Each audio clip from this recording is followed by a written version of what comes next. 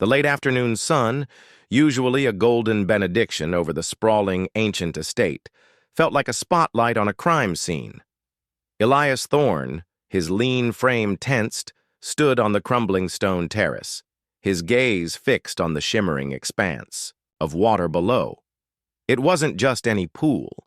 It was the Serpent's Embrace, a natural spring-fed grotto carved into the bedrock centuries ago, rumored to have been a sacred site for indigenous tribes long before European settlers ever dared to dream of its cool, clear depths. For Elias, it was the beating heart of Thorne Manor, a legacy passed down through generations, each one a caretaker, not an owner. His great-grandmother, a stern woman with a surprisingly lyrical soul, had been the one to fight tooth and nail for its official recognition as a historical landmark. The paperwork, yellowed and brittle, was still tucked away in a locked cedar chest in the manor's library, detailing every last detail of its unique geology, its archaeological significance, and the delicate ecosystem it harbored. Draining it wasn't just a violation.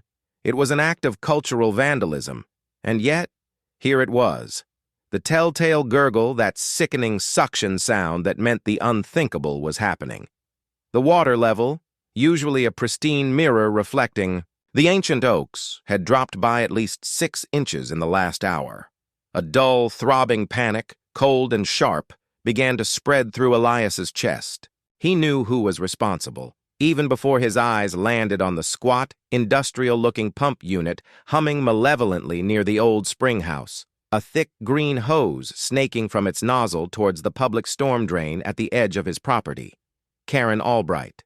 His new neighbor, though new was a relative term, as she'd moved into the newly constructed McMansion on the adjacent lot a staggering 8 months ago.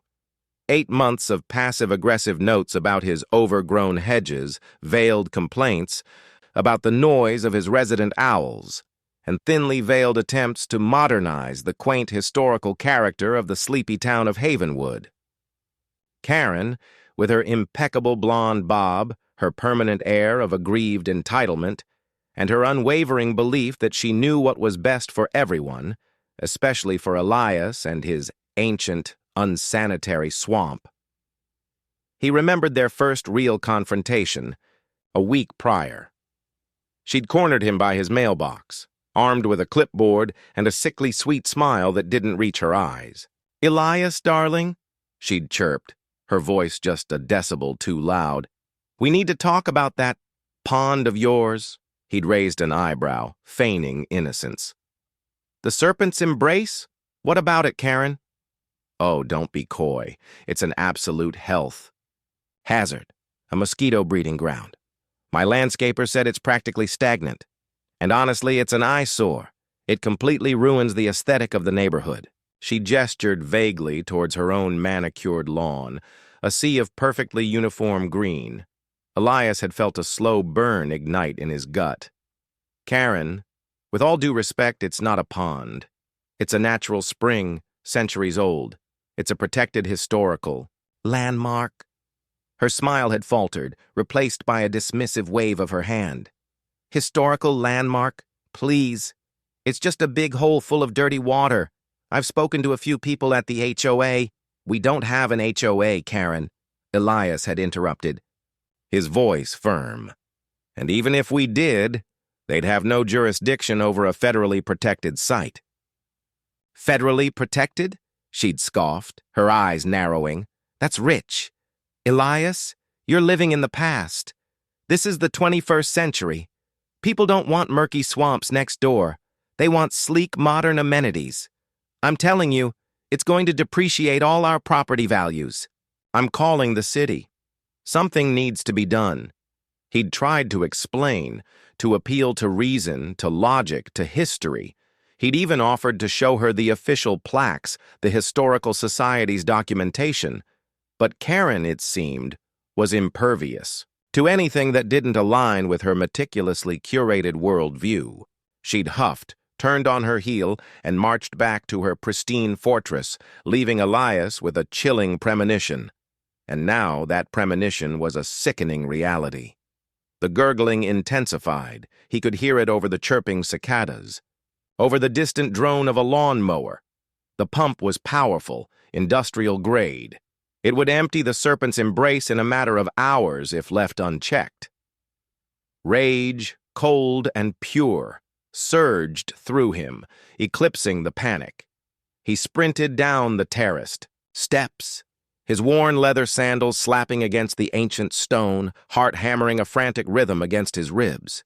He bypassed the manor's sprawling rose gardens, cutting through the overgrown path that led directly to the spring house, a small stone structure built to protect the primary spring outlet. As he rounded the corner, he saw her. Karen Albright, in a pristine white tennis visor, designer athletic wear, and a look of triumphant satisfaction on her face, stood beside the roaring pump.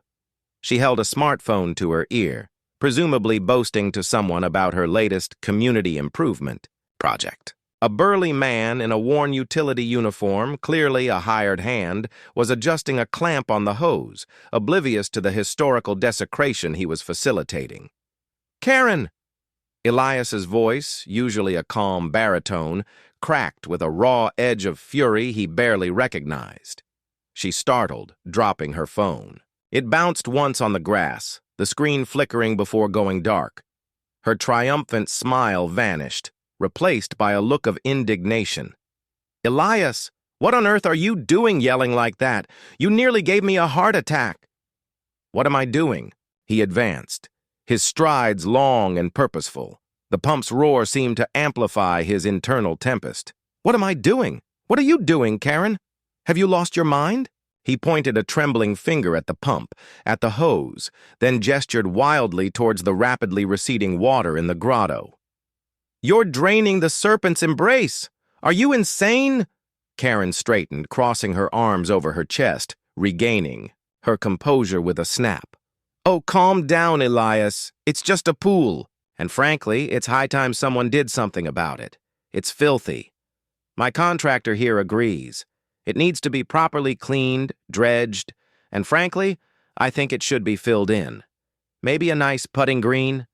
She offered the last suggestion, with a sickeningly sweet smile, as if it were a brilliant, benevolent idea. "A putting green?" Elias choked, a bitter laugh escaping him. "It's a historical landmark, Karen. It's protected. You can't just drain it." The contractor, a man with tired eyes and a name tag that read Gary, finally looked up from his work, a flicker of confusion crossing his face. "Historical landmark, sir? She just told me it was an old neglected pond.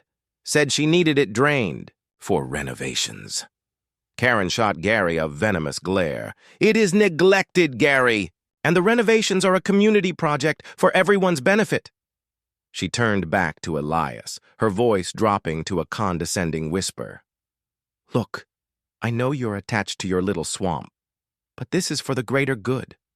I spoke to the city council, and they said as long as I'm cleaning it up and improving neighborhood aesthetics, they wouldn't intervene." "The city council has no authority over a federally designated historical site," Elias roared, his voice cutting through the pump's drone. "The National Register of Historic Places, Karen. Do you know what that means? It means fines. It means legal action. It means a federal investigation for desecration. You are committing a crime." A flicker of doubt, brief and almost imperceptible, crossed Karen's face. Her eyes darted towards the pump, then back to Elias's furious expression. But then the mask of indignation solidified. "Nonsense. You're being dramatic.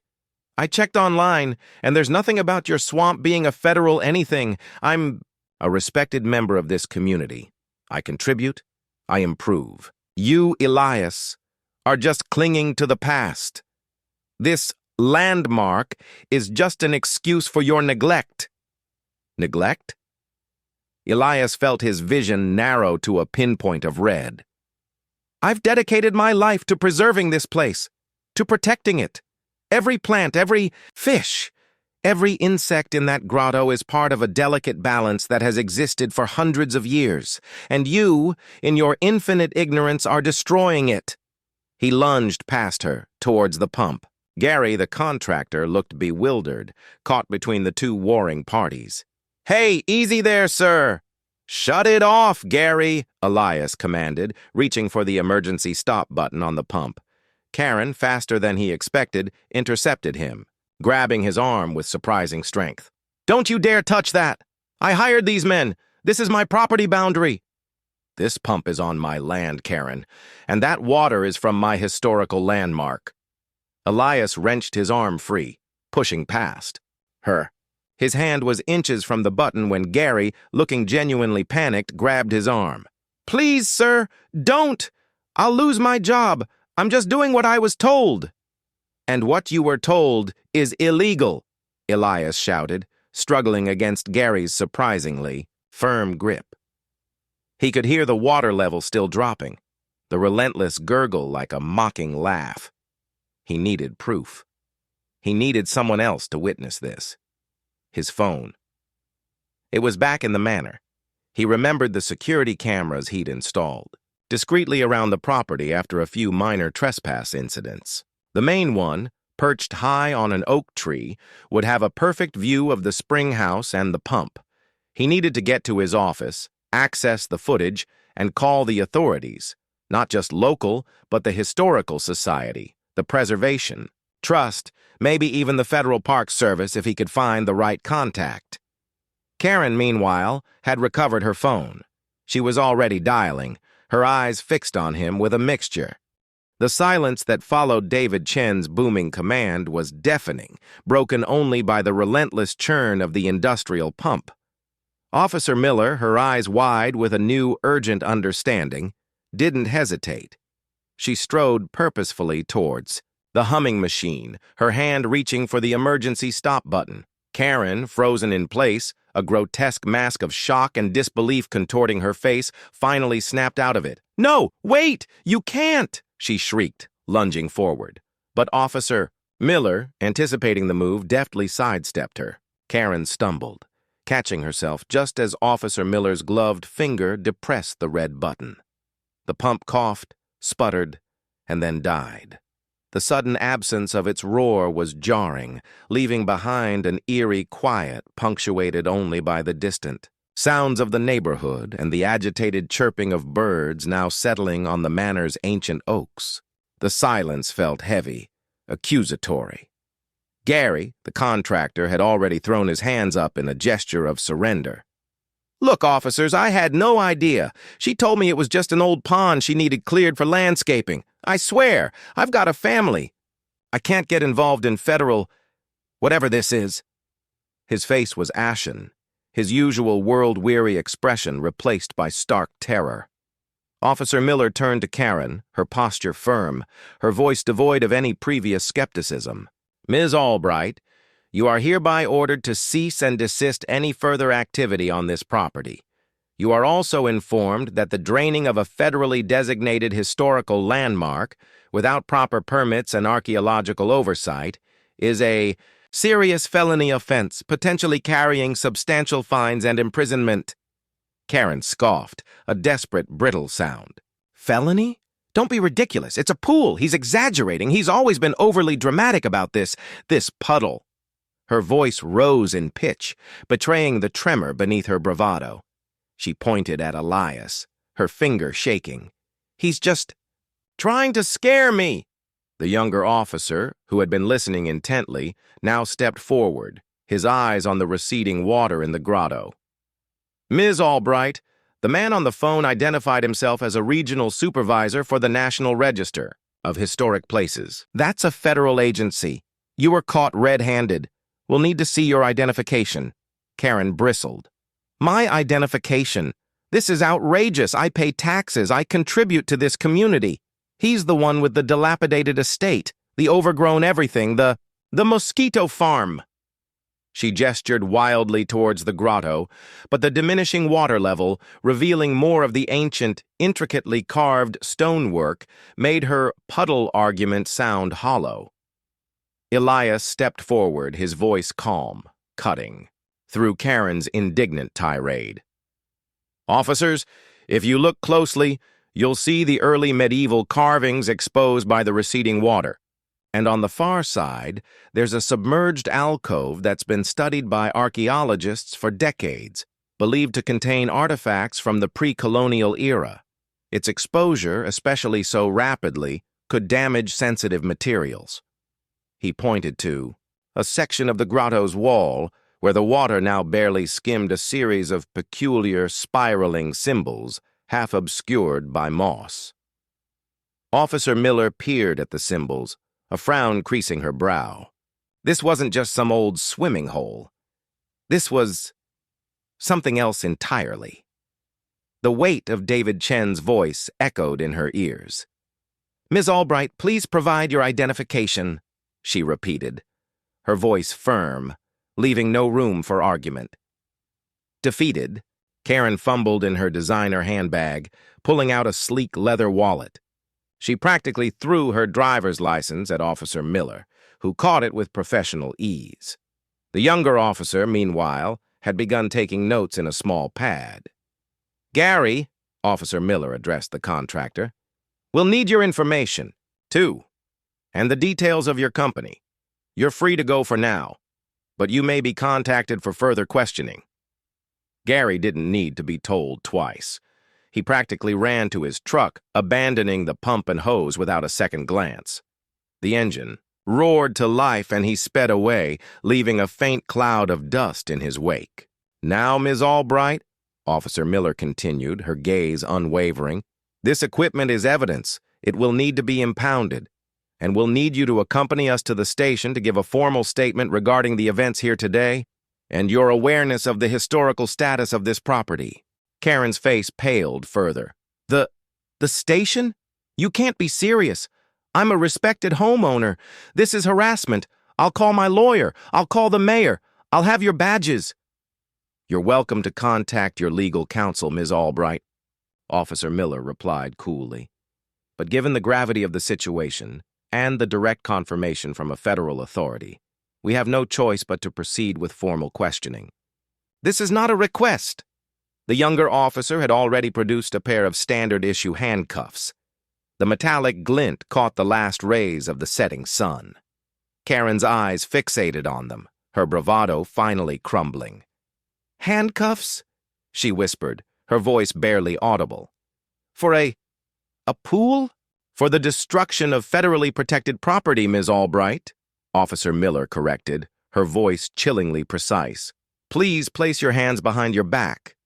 As the handcuffs clicked into place, Karen let out a small, choked gasp, a sound Elias found surprisingly devoid of malice, tinged instead with genuine fear and disbelief. Her perfectly manicured fingers, which had so confidently operated the pump, now looked small and helpless clamped together. Elias watched, a strange mix of vindication and profound sadness washing over him. The immediate threat was averted, the pump silenced, Karen apprehended. But the damage to the serpent's embrace was undeniable. The exposed stones, previously submerged and teeming with life, looked dry, vulnerable. The water level had dropped at least a foot, perhaps more. The delicate ecosystem, the very heart of his ancestral home, had been brutally assaulted.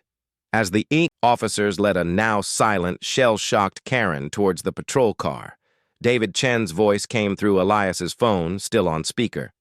"Mr. Thorne, are you there? Is the pump off?" "Yes, Mr. Chen, it's off, and Ms. Albright is being taken into custody." "Good. Excellent work, Mr. Thorne. This is serious. I'm dispatching a team from our regional office immediately. They'll be there by morning, along with an archaeological team from the State University. They'll assess the damage, try to mitigate further harm, and coordinate with local authorities for the formal investigation. Do not attempt to refill the grotto yourself. Sudden changes in water pressure could cause more damage."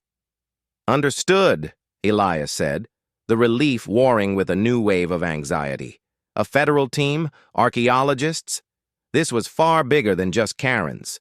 Petty vandalism.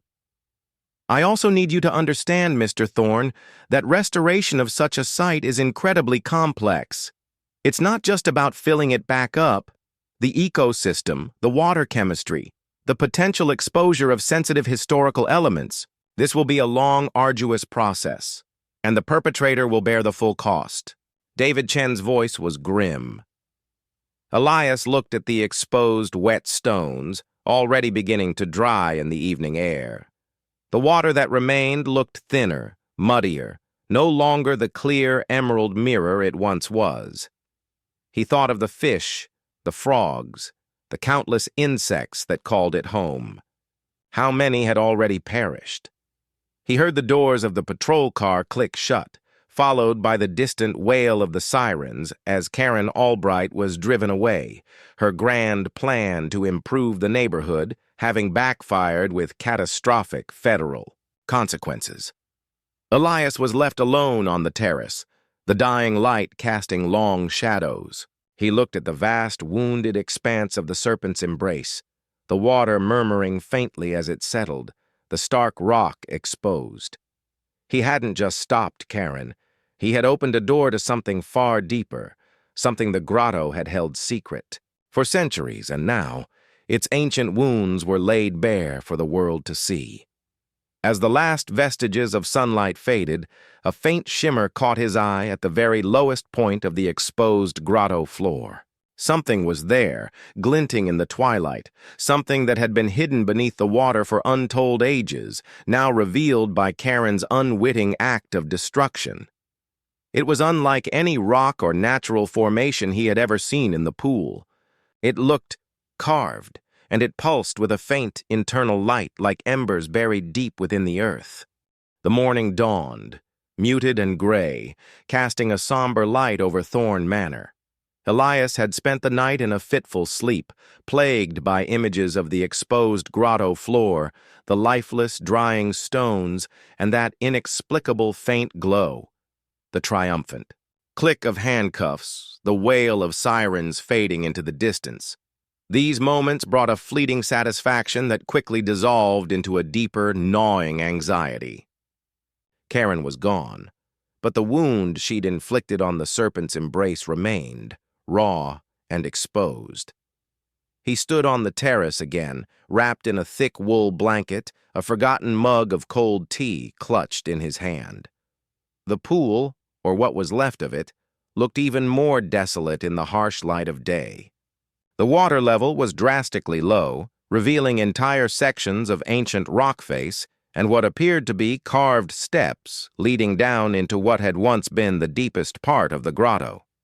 The spiral symbols he'd pointed out to Officer Miller were now fully visible, more intricate and deliberate than he'd ever imagined from above the water, and at the very bottom, where the last vestiges of water pooled, the faint luminescence he'd seen the previous night was still there, a soft, ethereal pulse. Before the first hint of sun had truly breached the horizon, a flurry of activity began.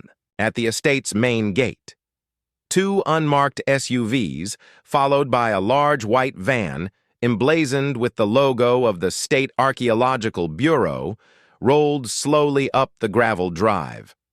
Elias felt a surge of nerves. This wasn't just about preserving history anymore. It was about unearthing it. David Chen was the first out of the lead SUV, a man in his late 50s with a crisp polo shirt, sensible hiking boots, and an air of quiet authority. He shook Elias's hand firmly, his gaze immediately sweeping towards the grotto. "Mr. Thorne, thank you for your swift action yesterday. This is a very serious matter." Behind him, a younger woman with bright, intelligent eyes and a meticulous braid, Dr. Aris Thorne, no relation, as she quickly clarified with a small smile, emerged from the second SUV. She was followed by a lean man with a short gray beard, Dr. Benjamin Carter, and 2 assistants, already laden with survey equipment. They looked like a special operations unit, but for ancient stones and forgotten secrets.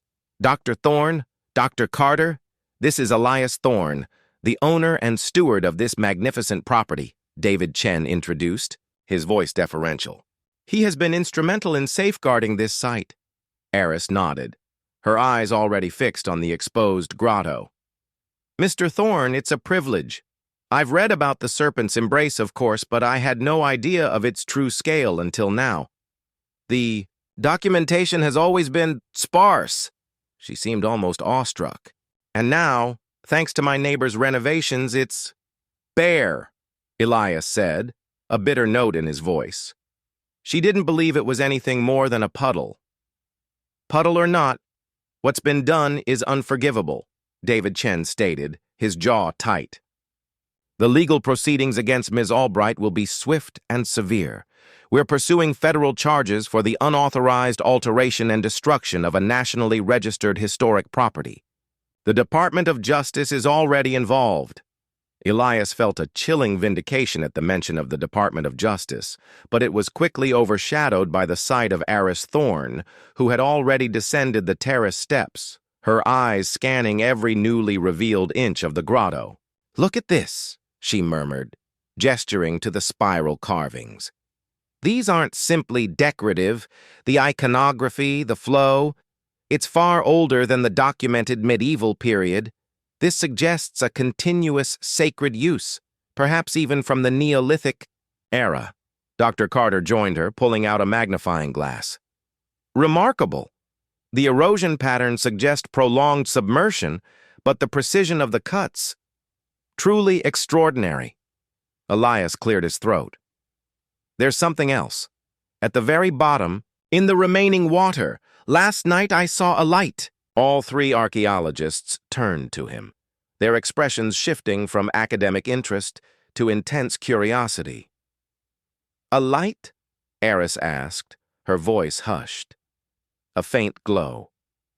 "Like embers," Elias explained, leading them to the edge of the terrace and pointing to the deepest section of the grotto.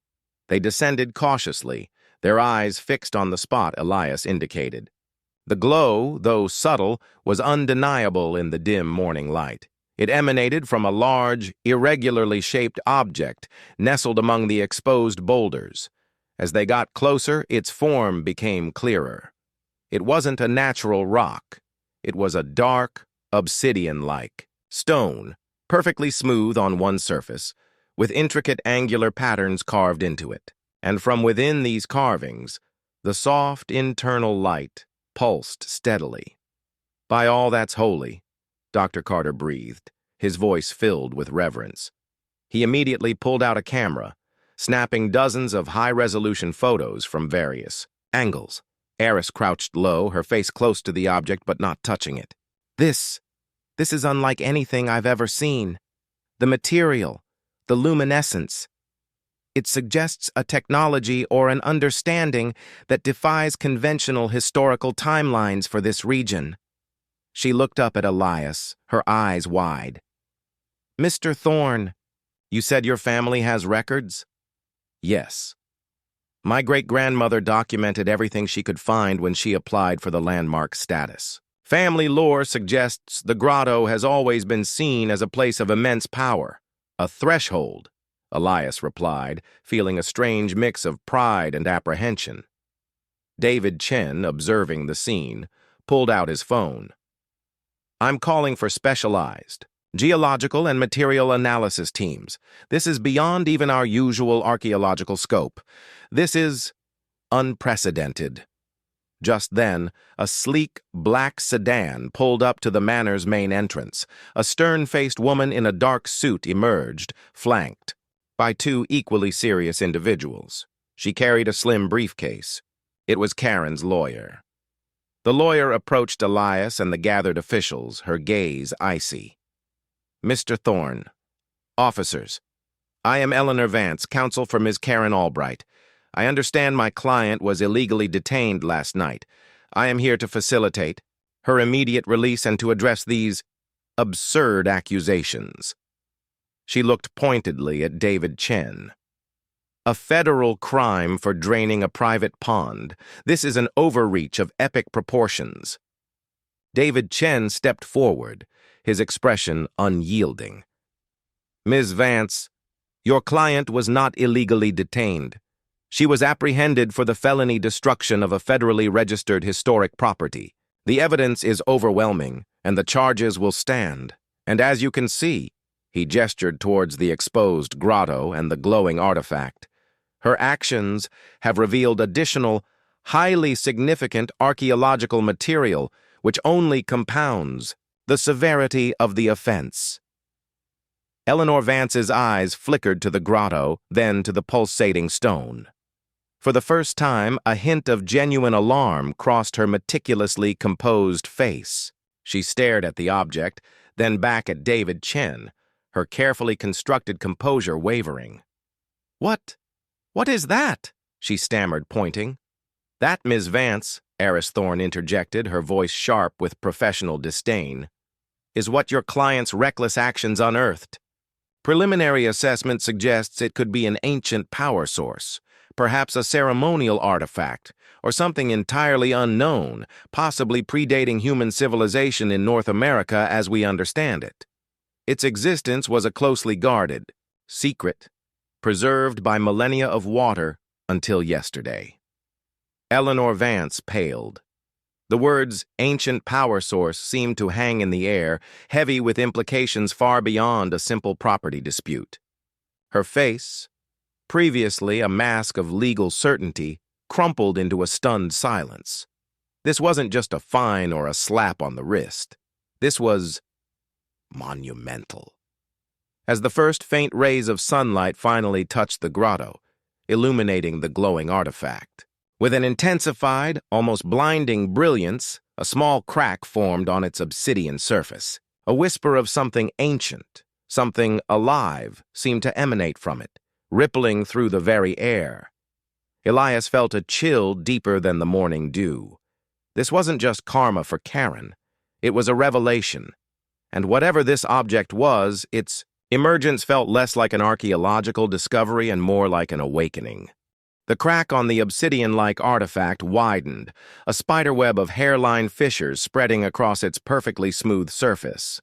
The faint internal luminescence pulsed with increasing intensity, casting an almost blinding glow that momentarily forced everyone to shield their eyes. A low hum, a resonant thrum that vibrated through the very ground, began to emanate from the grotto, growing steadily in volume. It wasn't a mechanical sound. It was organic, primal, like the deep heartbeat of the earth itself. Eleanor Vance, Karen's lawyer, had gone utterly still, her face a mask of horrified comprehension. Her legal battle suddenly felt insignificant, utterly dwarfed by the ancient, mysterious power now stirring before them. The subtle tremor underfoot intensified, causing loose pebbles to dance on the terrace. "Everyone, back!"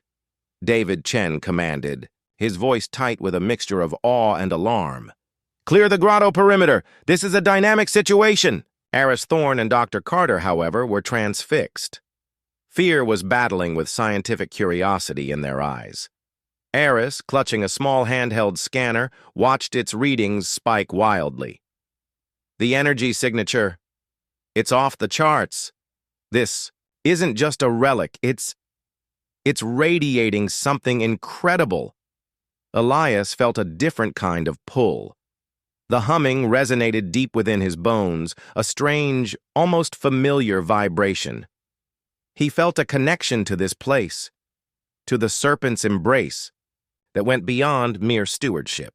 It was a genetic memory, an ancestral echo. He resisted the urge to step closer, even as his instincts screamed at him to understand, to witness. The crack on the artifact reached a critical point, and with a soft, almost imperceptible ping, a small, perfectly geometric shard broke free from its surface, falling into the shallow pool of water with a barely there splash. As it touched the water, the hum intensified, and a ripple of pure, iridescent light spread across the remaining surface of the grotto, reflecting off the exposed rock walls. Then the water began to move, not flowing in or out, but swirling in tight, impossible eddies around the artifact, defying gravity. A delicate mist rose from the pool, swirling upwards, catching the nascent sunlight, and breaking it into a million shimmering rainbows. The air grew thick with a faint, earthy scent, mingled with something metallic and electric like ozone after a lightning strike. This is unprecedented, Dr. Carter stammered, pulling out a small notebook and frantically scribbling notes, even as his hands trembled.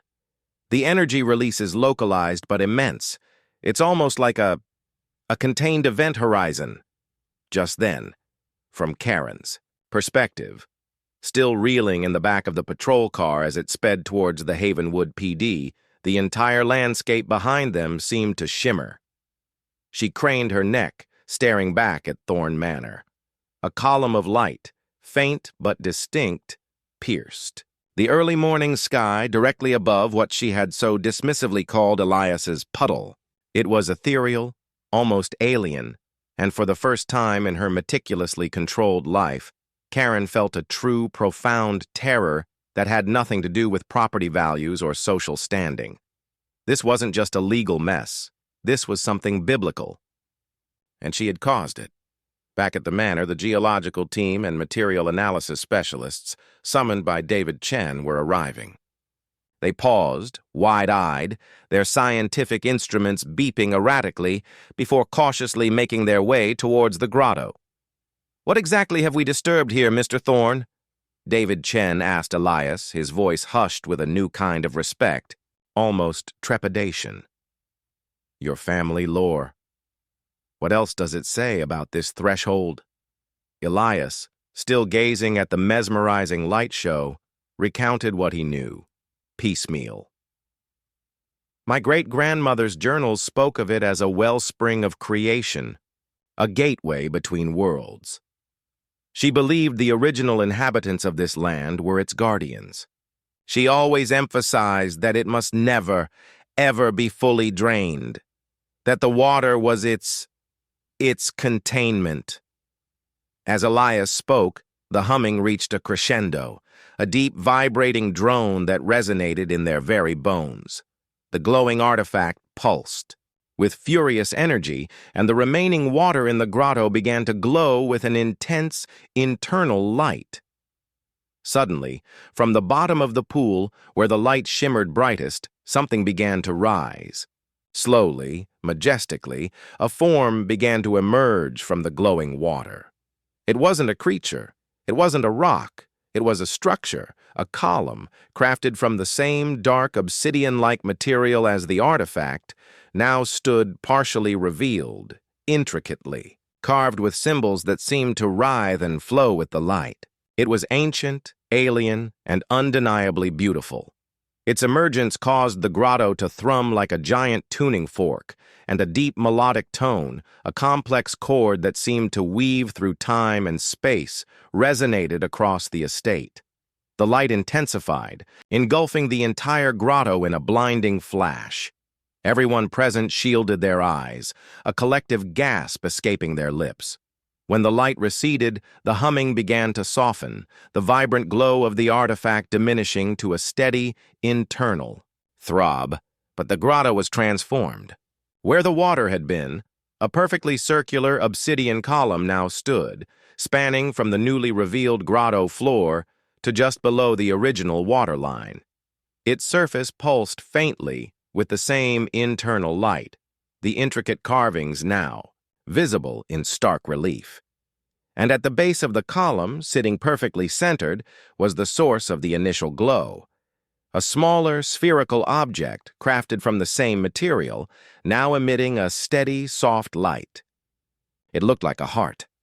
The original spring, the true source of the serpent's embrace, was still flowing, but instead of filling the grotto, the water now flowed around the newly revealed column, forming a perfect, crystalline moat. It was as if the grotto had rearranged itself, revealing its true hidden purpose. Eris Thorne was the first to approach, her steps tentative, her scientific detachment replaced by sheer wonder. She reached out a hand hovering inches from the column, then gasped, It's warm to the touch, and it feels alive." Suddenly, the melodic tone intensified again, and from the surface of the obsidian column, an image began to project. Not a hologram, not a light show, but something more profound.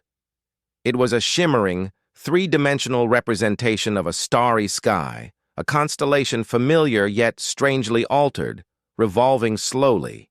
And then the image shifted. It showed ancient figures, cloaked and serene, gathered around a similar glowing column, their hands raised in what looked like reverence. Their faces were obscured, but their intent was clear: worship, protection, a deep connection to this source of power. Elias stared at the projection, a profound realization dawning on him. This wasn't just an archaeological site. It was a record, a message. And Karen's desperate, ignorant act of destruction had, against all odds, unlocked it. The implications were staggering. His quiet, historical manner had just become the focal point for something truly universal, a secret millennia in the making. As the image of the ancient guardians flickered across the column, a faint, almost subliminal voice seemed to echo in Elias's mind, not in words, but in a profound sense of urgency. It is awake. It requires a guardian, and the world is not ready. The melodic tone from the obsidian column resonated through Elias, a silent command rather than a mere sound. It is awake. It requires a guardian, and the world is not ready. The message settled deep in his consciousness, a heavy mantle of responsibility. He looked at the shimmering projection of ancient figures, their faces still obscured, their reverence profound. Were they the original custodians? And was he, Elias Thorne, now to follow in their forgotten footsteps? The scientific and archaeological teams were buzzing, their initial awe slowly giving way to professional zeal. Dr. Eris Thorne, her face alight with intellectual fervor, was already setting up advanced scanning equipment around the column, her every movement precise and purposeful. Dr. Carter, meanwhile, was carefully collecting water samples from the luminous moat, muttering about quantum resonance and unknown energy fields. David Chen, though still clearly overwhelmed, was furiously making calls, his voice low and urgent, undoubtedly to higher echelons of government and scientific bodies. Eleanor Vance, Karen's lawyer, remained rooted to the spot, staring at the column. The cold, calculated ambition that usually defined her seemed to have been utterly extinguished. She was no longer a lawyer defending a client. She was a witness to the impossible. The grand facade of Karen's indignation, which Eleanor had spent her career defending, had shattered into a million pieces. This was beyond the scope of any legal brief, any precedent. "Ms. Vance," Elias said, his voice surprisingly steady despite the whirlwind in his mind, "perhaps you should inform your client that her renovation has far-reaching consequences she could never have imagined." Eleanor flinched, turning her dazed eyes to Elias. "Mr. Thorne," she began, her voice hoarse, This changes everything. The charges against Karen, they're going to be astronomical, not just for property damage, but for exposing this, the liability, the historical ramifications. It's unprecedented." She was visibly trembling. I have to go." Without another word, she stumbled back towards her car, clearly in shock, the stern-faced individuals who flanked her scrambling to keep pace. As Eleanor Vance drove away, the faint glow of the column followed her, a silent, cosmic judgment on Karen's mundane ambition. Hours bled into afternoon. The Thorne Manor estate, usually a sanctuary of quiet solitude, became a hive of activity. More vehicles arrived, black SUVs with tinted windows, vans with satellite dishes on their roofs, and even a small unmarked helicopter hovering briefly before landing discreetly in a distant field. Government agents, scientists from various disciplines, and even a few military personnel in civilian clothes began to appear, their faces grim, their movements efficient. The discovery of the column was no longer a secret confined to Elias and a few academics. It was a matter of national, perhaps global security. Elias, still the owner of the land, found himself in a surreal position. He was interviewed endlessly, asked about his family history, the manor's archives, any strange occurrences. He recounted his great-grandmother's journals, the whispers of guardians and thresholds. He tried to convey the feeling of ancestral connection, the sense that the grotto had always been waiting for this moment. Most listened with polite skepticism, though Eris Thorne, her eyes alight with a kindred curiosity, seemed to grasp the spiritual as well as the scientific implications. This artifact, this technology, Eris explained to him in a rare, quiet moment, gesturing to the still projecting column, which now showed more complex astronomical charts and what looked like ancient migration patterns. It's not just a projector, it seems to be a repository of knowledge, a history perhaps of this planet, perhaps of something beyond. And the guardians? Elias asked, his gaze fixed on the ethereal figures on the column. Eris shrugged, a look of profound wonder on her face. Perhaps they were the first to find it, to understand its power, to protect it, and perhaps the awakening means it now, seeks a new one. The gravity of her words settled heavily upon Elias. The faint voice, "It requires a guardian," echoed in his mind. Later that evening, as the sun dipped below the horizon, casting the column in an even more mystical light, a high-ranking government official, General Hayes, a man with a steely gaze and an air of absolute authority, approached Elias. "Mr. Thorne," Hayes said, his voice gravelly, "what we have here is unlike anything we've ever encountered. Its implications are profound. For now, this site will be placed under strict federal jurisdiction. We'll be setting up a perimeter, security, and a research facility. You'll, of course, be compensated, and your cooperation is vital."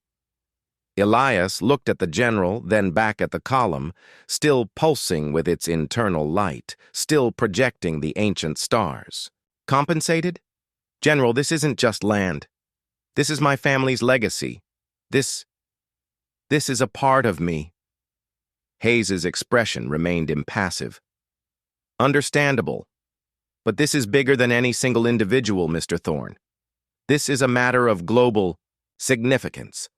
We need to understand it, control it, for the good of all." As the general spoke, the image on the column shifted. It no longer showed stars or ancient figures. It showed a single, stark image, a human hand, very much like Elias's own, reaching out towards a glowing sphere, almost identical to the heart at the column's base. And then the image showed that same hand, closing around the sphere, and the world around it transforming not with destruction, but with a vibrant, pulsating life. The air in the grotto warmed, filled with the scent of damp earth and spring growth, as if the life force of the serpent's embrace, previously wounded, was now roaring back. Elias felt a surge of defiant energy, a primal response to the general's cold logic. He knew what he had to do. The message from the artifact was clear. It wasn't asking for a caretaker. It was choosing a guardian. He turned back to General Hayes, his eyes meeting the general's with an unwavering intensity. "General," Elias said, his voice low but firm, "this artifact, this column, chose this place. It chose my family, my ancestors, to guard it. And now, it has chosen me. You can secure the perimeter, you can bring your teams, but this is Thorne Manor. This is the serpent's embrace, and I am its guardian." General Hayes stared at him, a flicker of surprise in his eyes, unused to such direct defiance. Before he could respond, the melodic tone from the column intensified once more, resonating deeper than ever before. This time, the grotto itself seemed to respond. The ground around the column began to mend, fissures closing, moss and new growth, unfurling with impossible speed across the previously exposed rocks. The air shimmered, and then, as swiftly as it had receded, the clear emerald water of the serpent's embrace began to rise, not from the spring, but from the very ground around the column, flowing gracefully to perfectly encompass the ancient structure, stopping just below its glowing sphere. In the rising water, tiny fish, previously thought lost, darted and played, their scales shimmering. The ecosystem was repairing itself, thriving, as if infused with a powerful new energy. The grotto, once wounded, was now whole, transformed, a sanctuary around the ancient glowing heart. From the top of the terrace, a figure emerged, a woman, with a perfectly coiffed blonde bob and a look of utter desolation on her face. Karen. She had somehow been released, probably on bail, but the experience had stripped her of her usual arrogance. She stared down at the fully restored, luminous grotto, at the water that had so swiftly returned, at the vibrant life teeming within it. The column pulsed with gentle, undeniable power. She had tried to drain it, to destroy it, to pave it over for a putting green. Instead, she had awakened something ancient, something beautiful, something that mocked her every small-minded ambition. The historical landmark had not been destroyed. It had been reborn. Karen watched as Elias stood before the grotto, bathed in its ethereal light, a silent, powerful guardian. Her carefully constructed world, built on control and superficiality, had been shattered by the very force she tried to suppress. Her efforts to improve had only served to reveal an inconvenient truth. Some things were meant to be wild, ancient, and beyond her grasp. The irony was exquisite, a karmic slap delivered not by human justice, but by the very essence of the place she had so carelessly assaulted. She turned, a hollow, defeated figure, and walked away, back towards her pristine, empty McMansion, forever. Haunted by the glowing heart of Thorn Manor, that concludes the dramatic story of Elias, Karen, and the Serpent's Embrace. Karen gets her karma, not just legally, but through the overwhelming realization of what she unleashed, while Elias steps into his destined role as guardian. What did you think of the ending? Would you like to explore any other aspects of this story, perhaps focusing on the scientific implications of the artifact or the legal battle Karen now faces?